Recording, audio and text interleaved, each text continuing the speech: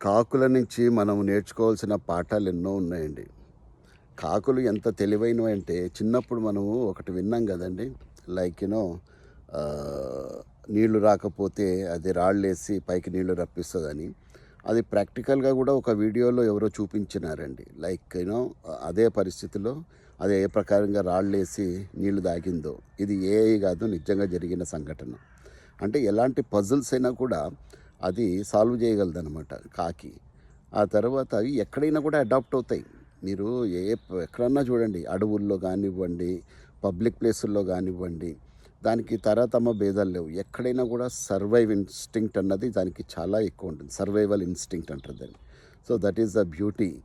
ఆ తర్వాత ఈ ఫ్యూనరల్స్, ఒక కాకి చనిపోయిందనుకోండి, మిగతా పక్షులు వదిలేసి వెళ్ళిపోతాయి కానీ కాకి మాత్రము వాటిని పట్టుకెళ్ళి ఫ్యూనరల్ చేసేంత వరకు అవి ఊరుకోవండి. అంటే మనుషులు ఏ ప్రకారం అయితే చేస్తామో దే మోర్న్ టుగెదర్, అరుస్తాయి కాకులు ఏదైనా కాకి చనిపోతే. సో అంతగా వాళ్ళ యొక్క అటాచ్మెంట్ అన్నది కాకుల్లో మనకు కనిపిస్తూ ఉంటుంది. ఇంకో విషయం ఏంటంటే, మీరు కాకికి ఏదన్నా బువ్వ పెట్టారనుకోండి, అది ఒక్కటే తినదండి, అందరినీ పిలుస్తుంది. నా కడుపు నిండితే చాలు అని అనుకోదు అది. మిగతా కాకులన్నిటినీ కూడా కేకేసి పిలుస్తుంది. Excellent communication. ఏదైనా అపాయం ఉందనుకోండి, అది బ్రహ్మాండంగా వార్నింగ్ అనేది ఇచ్చుకుంటూ ఉంటుంది. నేను సేఫ్గా ఉన్నా కదా, మిగతా వాళ్ళ సంగతి నాకెందుకు అన్నట్టుగా కాకులు ఎప్పుడు కూడా ఉండవు. They communicate in an excellent way.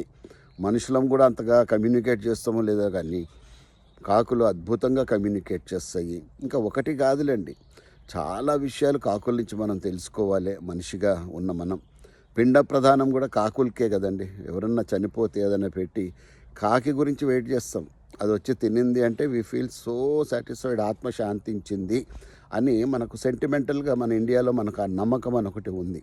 So ఈ ప్రకారంగా చూసుకుంటే ప్రతి జీవరాశి నుంచి కూడా తెలుసుకోవాల్సిన పాఠాలు ఎన్నో ఉన్నాయండి.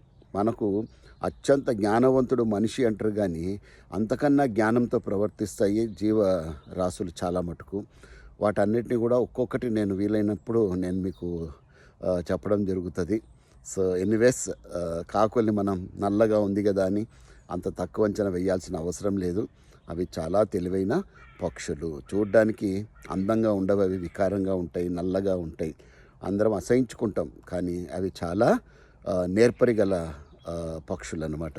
So let us learn good lessons from జీవరాశుల నుంచి మంచి పాఠాలు మనం నేర్చుకోవాలి. Happy living.